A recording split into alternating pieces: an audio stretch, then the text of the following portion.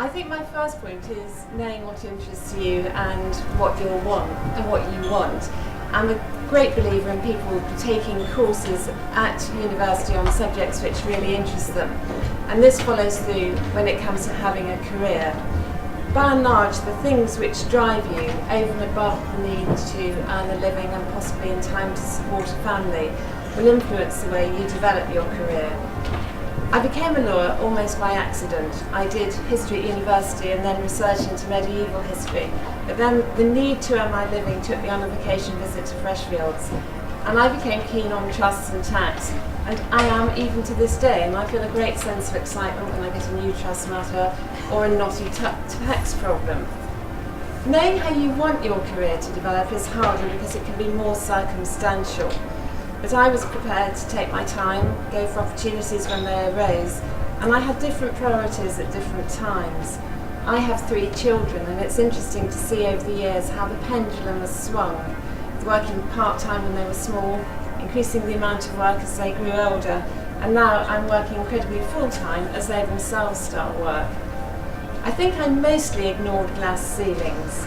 The day I began my training was the day the first female partner at Freshfields returned from maternity leave, and at my current firm, where I've been for 13 years, I was their first part-time partner. I think I've also seen my career as a bit of a two-way street. I was keen to be involved in diversity at BDB, to give something back from what I've learned about flexible working. My second point is the ability to listen. Working with private clients means that it's absolutely essential to listen and observe and absorb. You need to understand what drives private clients and what difficulties they have.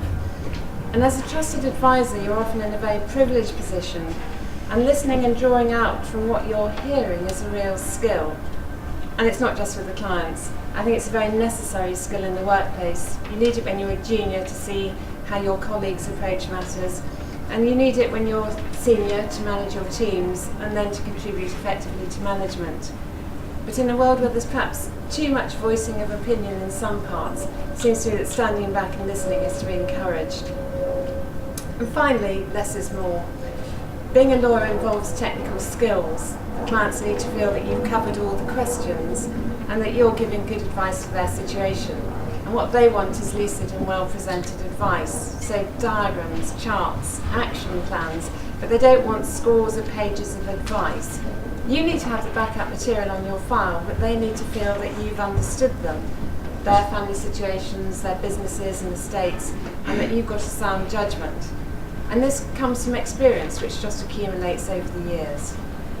And on the principle that less is more, that's the end of my take on this very challenging question. Thank you.